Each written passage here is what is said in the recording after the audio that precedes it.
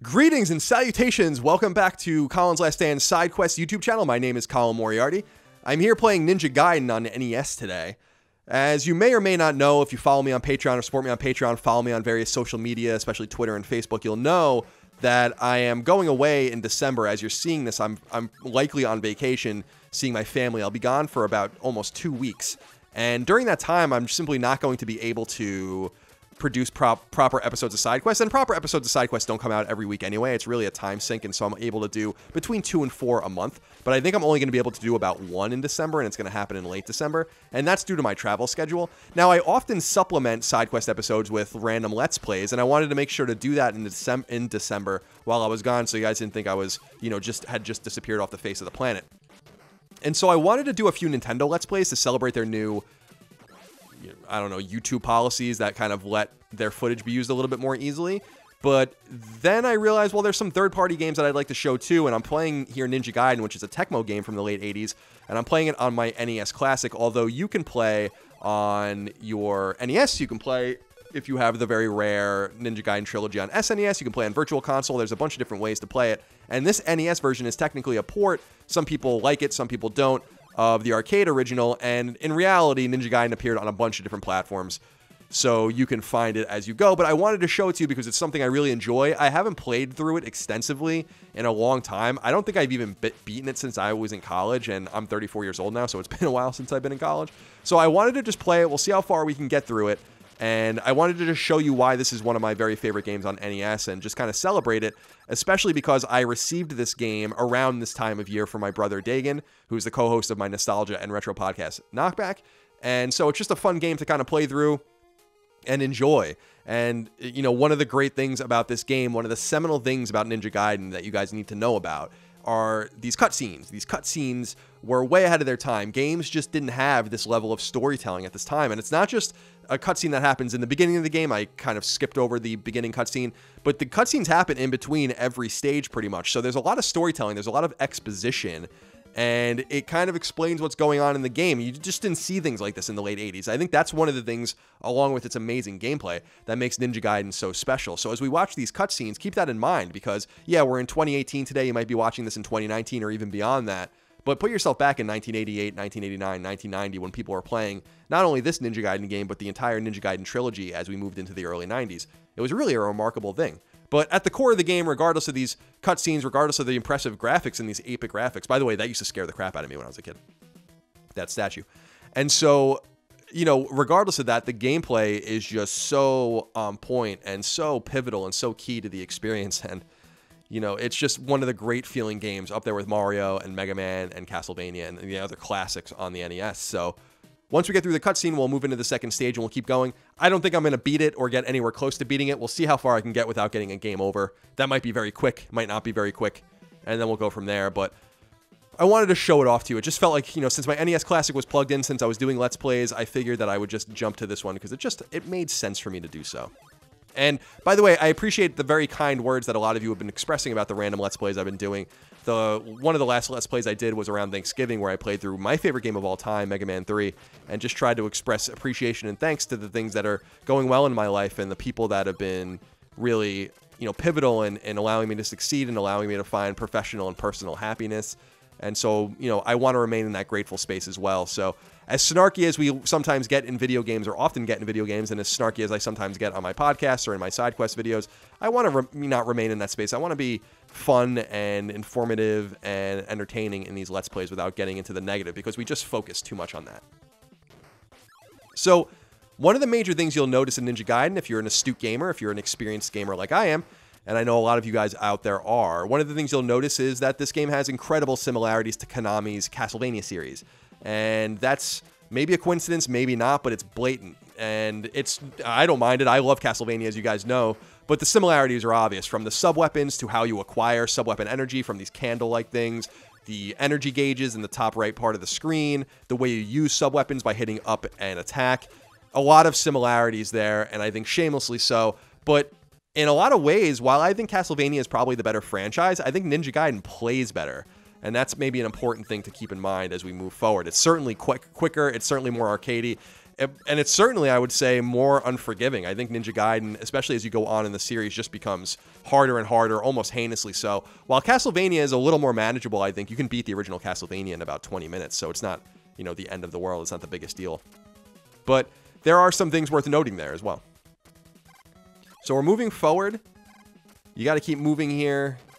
Enemies respawn constantly. The bullets will knock you back. The knockback, no pun intended, as that is the name of my retro podcast, but the knockback in this game is severe, as you'll see if and when I get hit by enemies, and I'm sure I'll get hit into a pit anytime now as I'm talking about it. And you kind of just have to commit to your attacks because the game moves so quickly, and I'm playing it quickly because I do believe that the game is just easier to manage when you keep moving. I think if you start staying still and start trying to be meticulous, I think that's kind of going to be the end of you in a lot of Ninja Gaiden, so... You just kind of keep moving as best you can. And we'll fight the second boss here.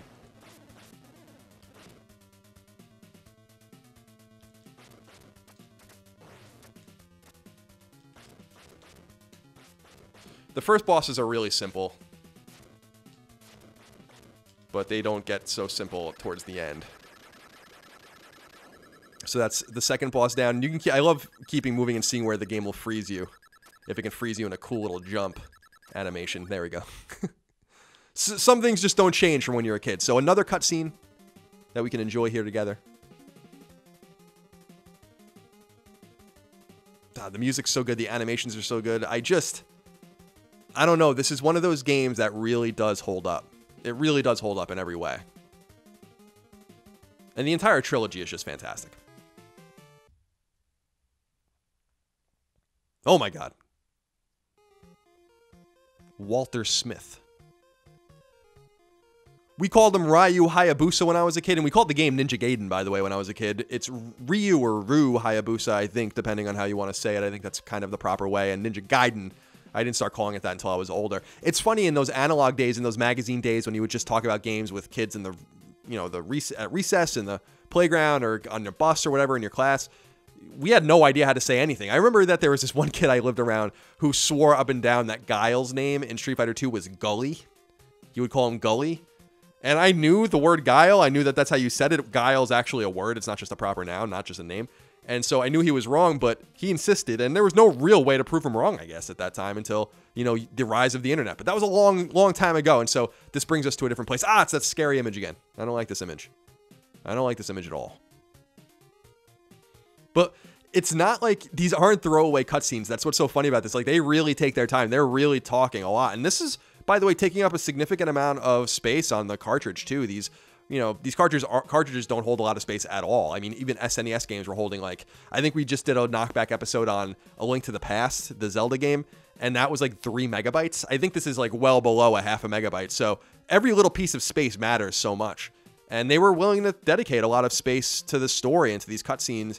And this game isn't short either. This isn't a short or simple game to defeat, not like Castlevania, which can be defeated, as I think I've said, in about 20 minutes. It's not like that at all. Walter Smith is really going on and on here about this story, though. He's just going on and on and on, in fact. Little palette swap there. A little color palette swap. Old gaming design trick. You see that a lot in role-playing games, especially. Oh. Who are you calling friend? We must chase him. Yeah, we'll get there, old man. We're gonna get there with your plaid shirt. All right, so here we go. I think the backgrounds here are awesome. Very atmospheric for the time. Oh, these fucking eagles are the worst. And the other thing, too, the RAM is very limited in these games, and in a lot of games, similar games, so going backwards respawns enemies. So that's another reason why you don't want to go backwards. You really just kind of keep trekking forward, or you'll probably come to regret it. Oh my god. Yeah, see? I just did it there because it sprung that eagle again. You just don't want to get greedy. Just keep moving. Like, scroll them off the screen. Just scroll them off the screen, see? Just keep moving. And here, I love this change into the snow. The music is so good here. Oh, it's so good. I love Ryu's or Ryu's run animation too, which is just his feet moves. I can't hear the game, by the way, because I have the volume off as I always do for Let's Plays so that we don't get... Oh, no. So we don't get distracted. Oh, he killed me. But, and so the sound doesn't seep in, but I'm missing audio cues, especially on those rocket launcher guys, so I'm sorry that I already died here, but hopefully we can keep going a little further than this. I don't want to die here. Not like this.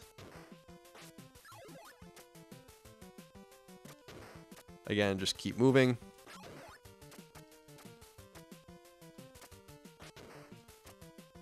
We can get a little greedy down there if we want, but we're not going to. Oh, God. And yeah, you just got to keep moving there because that guy... This is... I mean, this game gets comical, how hard it gets. Like, notoriously so. In NES circles and retro game circles, I mean, this game is this whole series is comically hard. But we're doing okay so far. Ugh.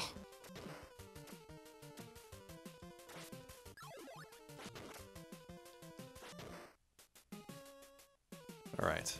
So we got to time the jump. Oh, see... That eagle will knock you right. I mean, you're already seeing the design philosophy here, I think.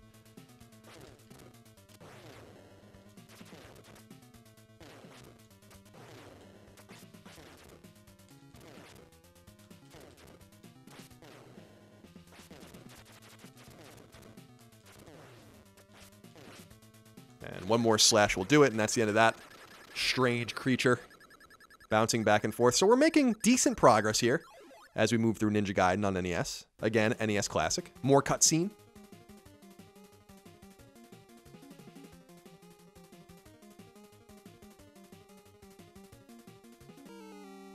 Dr. Smith! I always loved the sideways exclamation points. I use those sometimes in italics. It's such an NES remnant. I don't know why the fonts in this time in the 8-bit and 16-bit era made the exclamation points not go up and down.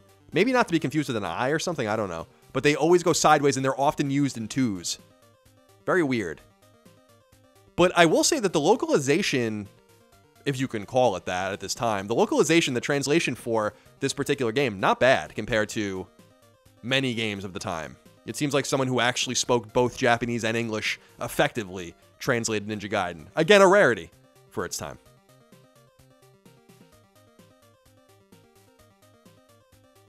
Poor Mr. Smith.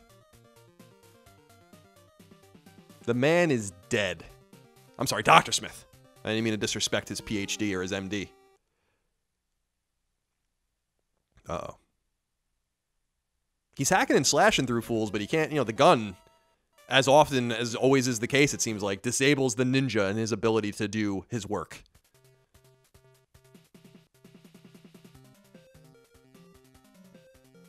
It's okay.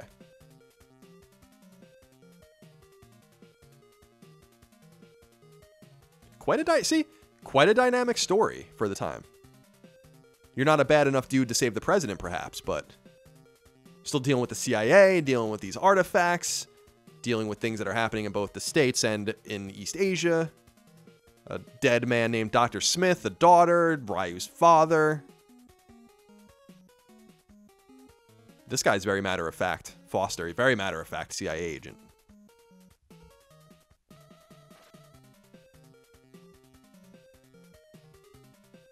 So now we're getting into a little geography, a little geopolitics, a little archaeology.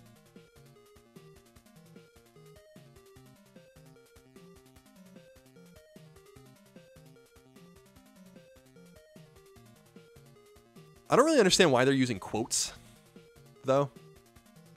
Like, we know that he's talking, we assume that he's talking, he's being shown.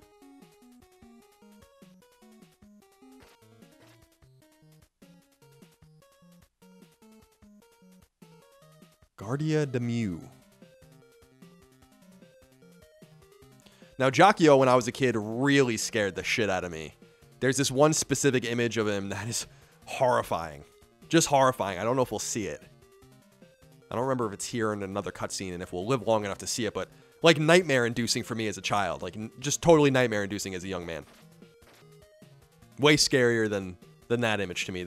This reminded me of Alien, and I was always scared of Alien as I was a kid, even before I probably saw it, because I thought I was supposed to be scared of it. And it is a scary movie and a scary set of movies, but maybe not as scary as I had thought. Let's put it that way.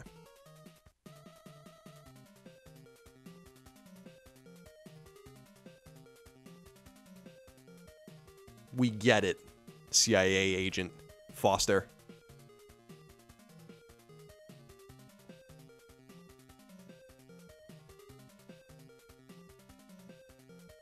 See, now that would have made more sense, and that was quoted, but now using quotes still, it just doesn't make any sense. It's bothering me a little bit. I see. I see. Sounds serious.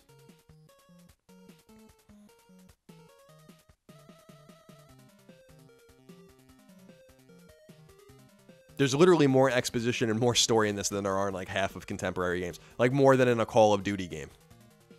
And I don't mean that as an insult to Call of Duty. I like Call of Duty just fine. Will do, sir. Will do. Oh. Paid handsomely, I hope.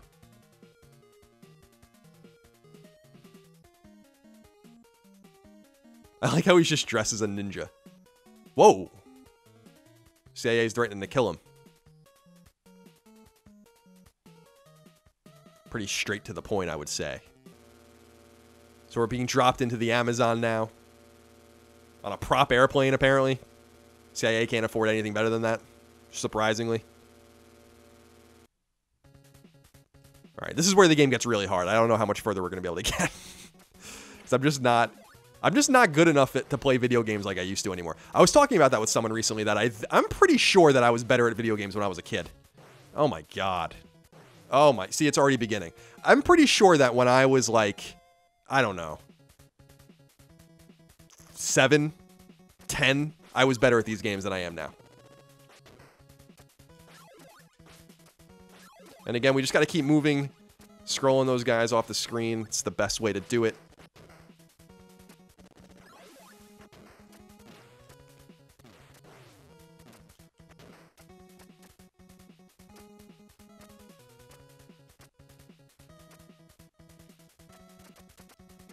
Sorry if I'm getting a little quiet. I'm just trying to focus.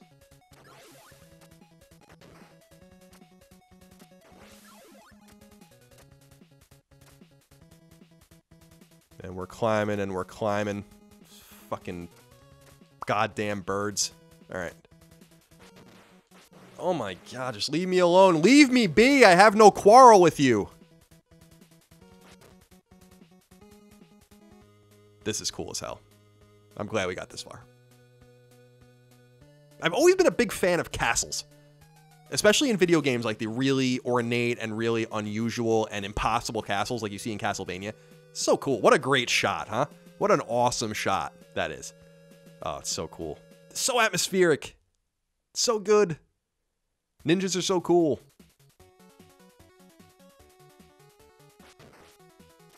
Oh my god. Okay.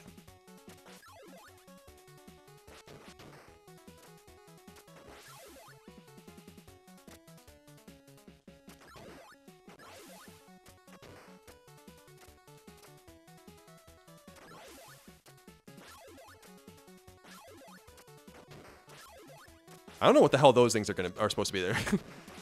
The proportions are a little off on them. I will give them that. Oh god.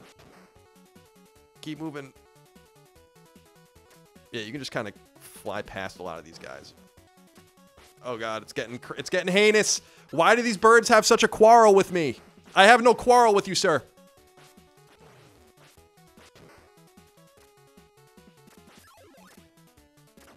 I want not to fight. Leave me be.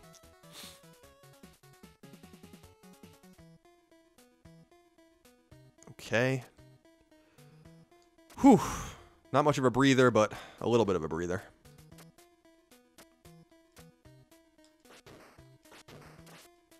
Could really use some health. Is what I could really use.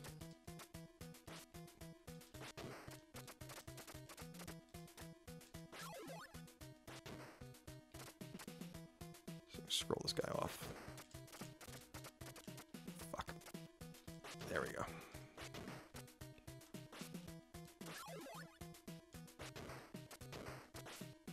Ah, these guys are annoying.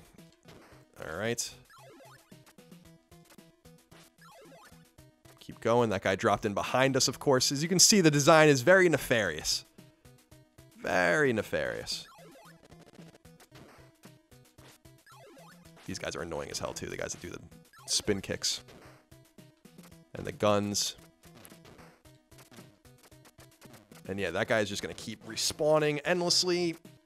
I only have 1 hit point. So it's not looking too good for me. This might be the end of our run. Let's see how far we can, if we can get any further. Oof. Alright. This guy doesn't want to fight us, apparently, so let's just move on.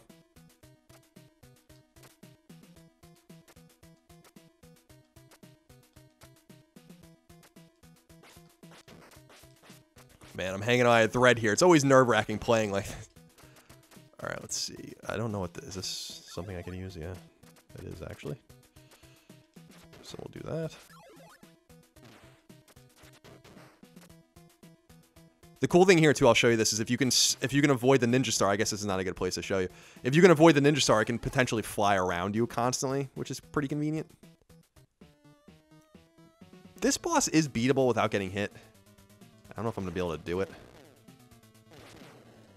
If you can, like, tuck yourself in a corner, it's possible that you won't get hit.